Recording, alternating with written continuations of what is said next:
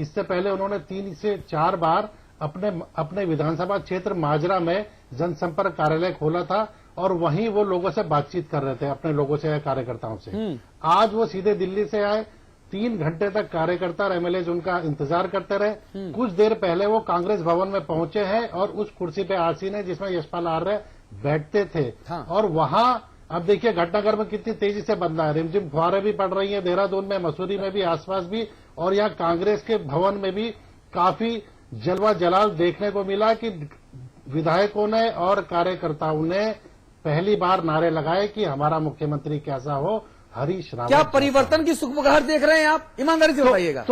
तो इससे साफ लग रहा है, जो घटनाक्रम मैं बता रहा हूँ दिख रहा है, ये पर्दे के पीछे नहीं हो रहा है। हाँ। पर्दे के आगे 5 इनके विधायक आ गए हैं। हाँ। जो मुख्यमंत्री जी ने भी इंगित किया कि 5-6 असंतुष्ट हैं। नहीं, हरीश रावत आगे हरीश धामी के ऊपर टिप्पणी करते हुए मुख्यमंत्री जी ने कहा कि हरीश रावत जी के दोस्त हैं, हरीश रावत जी से बात हो गई है, धामी साहब अब ऐसा नहीं करेंगे। इसके मायने क्या?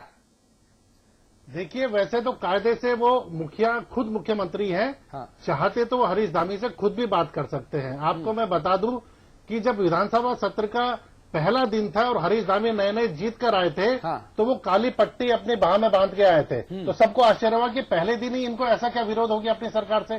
सत्र के अंदर मंडप में वो बैठे काली पट्टी बांध के, उनके पास एक मांगों का पुलिंदा था। मुख्यमंत्री जी ने उन्हें देखा, तत्काल अपने कक्ष में बुलाया और कहा कि मैंने आपकी इतनी मांगे मान ली है। अब वो पूरी हुई हो या नहीं, लेकिन पिथौरागढ़ में हरीश धामी कहते हैं पिथौरागढ़ में एक पत्थर नहीं लगा निर्माण कार्य के नाम पर सरकार की तरफ से। वही मैं कह रहा हूं कि वो जो मांगे मानी गई होंगी उस समय उनमें कुछ काम नहीं हुआ होगा। और इसीलिए हरीश धामी ने जो बयान दिया ये लोकतंत्र के लिए भी अच्छा और कांग्रेस के लिए भी अच्छा है कि मेरे क्षेत्र में कुछ काम नहीं हुआ। ऐसे बयान आने चाहिए और ऐसे बयानों का स्वागत भी किया जाना चाहिए। हाँ। और ऐसे बयानों को मुख्यमंत्री के विरोध में नहीं देखा जाना चाहिए। हाँ। ये स्वस्थ लोकतंत्र की यही परंपरा है। हाँ। कि ये जो 4-5 लोग आके बोल रहे हैं। हाँ। तो इसका पोस्टमार्टम सरकार करे और हाँ। जो इनका केंद्रीय नेतृत्व है वो ये देखे कि गड़बड़ी कहां पे हो रही है। असली विचार विमर्श और मंथन यही तो है कि विद इन द पार्टी अपनी पार्टी का कोई व्यक्ति निकलकर सामने आए और कहे कि साहब देखिए काम नहीं हो रहा, काम होना चाहिए। और वो कहते हैं ना, निंदक नीरे राखिए।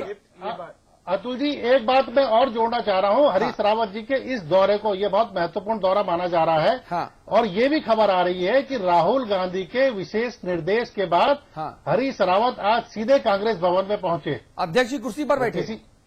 वो किसी होटल में भी कर सकते थे ये मीटिंग कार्यकर्ताओं के साथ। हाँ। अपने जनसंपर्क कार्यालय में भी कर सकते थे जो 1 महीने पहले खुला। ठीक है। वो सीधे आए हैं और जो कार्यकर्ताओं का सैलाब वहां इस समय उमड़ा हुआ है, अभी भी बहुत भीड़ है वहां पे। हाँ। और जिंदाबाद के नारे चल रहे हैं वहां पे। अविकल तपलिया, आपने मुझसे 10 दिन पहले कहा था कि परिवर्तन की सुगबुगाहट आपके कांग्रेसी जो सूत्र हैं, विश्वसनीय सूत्र हैं, वो दे रहे हैं। आपने मुझे फोन किया था अविकल और कहा था कि 10 दिन पहले कहा था कि परिवर्तन की सुगबुगाहट दिख रही है। आज ऐसा हो रहा है, जो आपने कहा वो अक्षरशः सत्य होता क्या हम प्रतीत माने? बिल्कुल इसे मान सकते हैं कि राजनीतिक घटनाएं जो होती हैं वो कुछ ना कुछ संकेत देती है। हाँ। उनके आगे और पीछे कई बातें, कई तथ्य जुड़े होते हैं। हाँ। हो सकता है कि आने वाले कल में आपको पर्दा और उठता हुआ दिखे और कुछ नए एक्टर कांग्रेस की शूरवीर शेजवार सरकार में और कुछ नए अभिनेता कांग्रेस की इस कांग्रेसी किचकिच नाम की फिल्म में इंट्रोड्यूस हो सकते हैं, भले गेस्ट अपीयरेंस में सही। ऐसी कोई संभावना? देखिए, पार्टी हाईकमान के पास हमारे प्रदेश की सारी खबरें हैं और हमारे प्रदेश अध्यक्ष ने कहा है कि अधिकारियों पर हमारी लगाम नहीं है। हाँ। और मेरा मानना तो यह है कि अगर अधिकारियों को सख्ती से लिया गया होता। हाँ। जितना बजट आ रहा है केंद्र से उसका सही वितरण होता और अधिकारियों को कहा जाता कि धरती पर उतारो। ना वितरण तो आप निस्संदेह और अच्छे अधिकारी करते हैं, बंदर बांट करते हैं जनता के पैसे। जाना चाहिए वितरण तो आप मार्च के महीने में बंदर बांट करते हैं। 11 महीने सरकार सोती रहती है, मार्च के महीने में आंख पोंछ के जागती है और उसके बाद कर देती है पूरा 65% का वितरण। मेरा कहना यह है कि अच्छे कर्मचारी अधिकारियों को पुरस्कृत किया जाना चाहिए और जो बेईमान हैं उनको दंडित किया जाना चाहिए। एक बड़े अधिकारी को अगर दंडित किया जाएगा तो उसका मैसेज जाता है। अरे आप दागी अधिकारियों को यूपी से छांट कर, दिल्ली से छांट कर अपनी गोद में बैठाते हो अवस्थापना सलाहकार बना देते हो सीपी सिंह साहब को, जिनके ऊपर उत्तर प्रदेश की लोकायुक्त की जांच चल रही है, हाईकोर्ट ने उनके खिलाफ आदेश दे दिया। वैसे अधिकारी को तो आप चिराग लेकर ढूंढ के अवस्थापना सलाहकार बनाते हैं, दागी अधिकारियों को अपने सिर माथे पर बैठाते हैं। जो आपके पड़ोसी और उत्तराखंड के बड़े बड़े भाई उत्तर प्रदेश में गड़बड़ झाला घोटाला कर आए हैं, उनको आप उत्तराखंड में लेकर आएंगे तो वो मलाई खाएंगे और आपको खिलाएंगे भी। ये बात बहुत जगह से सुनने को मिली है और अब निश्चित रूप से ऐसे अधिकारी पर दंडात्मक कार्रवाई होनी चाहिए। और कौन करेगा? अरे भाई सरकार आप हैं, कौन करेगा? अतुल अग्रवाल, अमिताभ अग्निहोत्री और अविकल थपलियाल तो चिट्ठी नहीं लिख देंगे ना कि हटाओ इनको। मैं तो आपसे जिसको हटाना चाहिए वो गोद में उठा के रखा हुआ है। हम तो एक व्यक्ति की बात नहीं कर रहे, हम तो ये कह रहे हैं कि जितने बेईमान हैं और जिन पर उंगलियां उठी हैं उनको निसंदेह हटा देना चाहिए। अरे उंगलियां तो नेताओं पे, विधायकों पे, मंत्रियों पे उठ रही हैं। जिनके मन में काम करने की ललक है, जो यहाँ के बारे में जानते हैं बखूबी, उनको ऐसे पदों पर रखा जाना चाहिए ताकि हमारा काम। अरे आप किस चीज को हटाएंगे? प्रदेश में आपदा आती है, आपके आधा दर्जन मंत्री, आपकी सरकार के आधा दर्जन मंत्री ओलंपिक का मजा लेते हैं सब परिवार। नियमता सुनिए, नियमता राजनीति में, संविधान में और जो व्यवस्था है उसमें होता यह है कि अगर कोई भी मंत्री विदेश दौरे पर जाता है अलग अलग वजहों से, तो वापस आके टूर रिपोर्ट सबमिट करता है। कितने मंत्रियों ने, कितने विधायकों ने टूर रिपोर्ट सबमिट की कि बाहर से आकर हमने क्या देखा जो उत्तराखंड के हित में हुआ? सब गए बाल बच्चों समेत घूम घाम के चले आए। जब समाचार पत्र ने खबर दिखाई तो क्लेम किया गया कि साहब सरकारी खर्च से हमने एक पैसा नहीं लिया। अरे भाई, आपने सरकारी खर्च से पैसा नहीं लिया, लेकिन आप उन आपदा के दिनों में प्रदेश से बाहर तो थे। अगर आप होते, आप यहां पर आपदा प्रबंधन के कार्य को गति देते तो उत्तराखंड के लोगों को राहत मिलती कि ना मिलती? शूरवीर साहब, आपने ओलंपिक जाके आपने ओलंपिक जाके क्या झंडे गाड़ लिए? कितना गोल्ड मेडल आप ले आए? अतुल भाई, इसमें मैं थोड़ा सा जोड़ देता हूं कि बीजेपी ने आरोप लगाया है कि मुख्यमंत्री विजय बहुगुणा 365 दिन में 80 दिन ही उत्तराखंड की सीमा के अंदर रहे, बाकी वो बाहर रहे। नहीं, और तो जब ऐसी स्थिति होगी तो और 80 दिन उत्तराखंड की सीमा में रहे और उससे ज्यादा दिल्ली में रहे।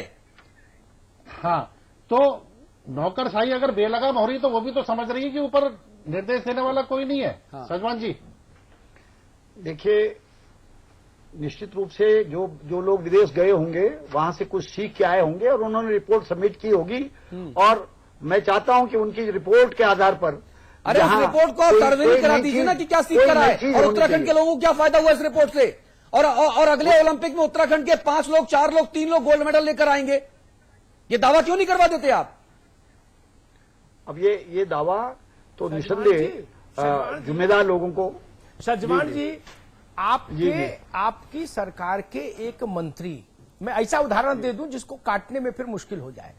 आपकी सरकार के एक मंत्री पब्लिक ट्रांसपोर्ट सिस्टम देखने गए दुनिया के एक अजब मुल्क में।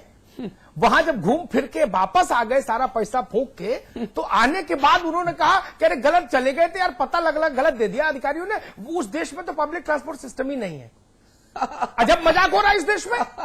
ऐसा मजाक दुनिया के किसी मुल्क में किसी मंत्री ने करते आपने सुना क्या? जबकि उस देश में पब्लिक ट्रांसपोर्ट सिस्टम है, था। मंत्री जी का ये बयान देखिए, नहीं गजब का था। नहीं, वहां पब्लिक ट्रांसपोर्ट सिस्टम नहीं था। हाँ। और वो पब्लिक ट्रांसपोर्ट सिस्टम सीखने चले गए वहां। ये गूगल पर मिल जाता, गूगल पर। अजब मजाक के लूट का धंधा है। एक इस विषय में मैं नहीं जाऊंगा, मैं विषयांतर हो जाएगा। मैं आज की बहस को अधिकारियों पर नहीं ले गया था। आज की बहस मैंने इसलिए नहीं रखी। जो बात सजवान साहब सुनिए ना, जो बात नहीं, अब तो समय समाप्त हो रहा है इसका शो का, मेरी टिप्पणी और उसके बाद शो समाप्त। मैं आपकी बात के साथ सुनिए, एक सेकंड सुनिए ना, एक सेकंड सुनिए। आज का विषय सिर्फ क्या रखा? कांग्रेस में किचकिच। बाबू होमगार्ड लेखपाल पटवारी पर चर्चा करने नहीं आए ना आज। इन पर तो रोज चर्चा करते हैं। आज इनके जो बॉसेस हैं उन पर चर्चा करने आए हम। सबसे महत्वपूर्ण घटनाक्रम आज जो है, जिसको अविकल थपलियाल ने बताया, वो है। उस पर चीजों को केंद्रित करके देखिए। वो लिटमस पेपर टेस्ट है जो कांग्रेस भवन में चल रहा है। वहां देखिए कहां इन चक्करों में फंसे कि फला बाबू ने क्या कहा और फला चपरासी ने क्या कहा। वो देखिए हरीश रावत, सुन लीजिए शहजाद साहब, हरीश रावत को जो लोग जानते हैं व्यक्तिगत तौर पर, वो इस बात से सहमत होंगे कि हरीश रावत बहुत इंतजार करते हैं और सामान्यतः जब तक उनके पास कोई संकेत नहीं हो तब तक वो फ्रंट फुट पर आकर नहीं खेलते। नहीं, वो बैक से तो खेलते हैं, हमको पता है, लेकिन फ्रंट फुट पर आकर नहीं खेलते। और बैक से फ्रंट फुट पर आकर वो तभी खेलते हैं जब उनको कहीं से आश्वस्ति का भाव कोई मिलता है, पुख्ता आश्वस्ति। इसलिए सवाल ये बड़ा है जिस पर चर्चा है। हाँ। और 41 में 5 तो आप मान रहे हो ना, संख्या खतरनाक है। 41 में 5 कैसे जाएगी, कैसे जाएगी? 5 तो आप मान रहे हो, अजय भट्ट जी से पूछेंगे तो वो 12 बताएंगे। बोलिए विकल, बोलिए। अमिताभ जी जी 5 तो वो है जो मंच के सामने आ चुके हैं, दर्शकों के सामने। हाँ। नहीं, मैं वही कह रहा हूँ, 5 तो वो जिनको सरकार के मुखिया ने ऑन रिकॉर्ड स्वीकारा। और 12 ना, और 5 + 12 17 वो जो हरीश जी के घर में थे शपथ लेने से इन्होंने मना कर दिया था। और जो एक हरावल दस्ता, जो एक आत्मघाती दस्ता हरीश जी के उसमें रहा है, गुरिल्ला दस्ता, उसकी भी संख्या देखनी पड़ेगी हमको। उत्तराखंड में है ऐसे विधायक, है ऐसे विधायक हरीश जी के साथ।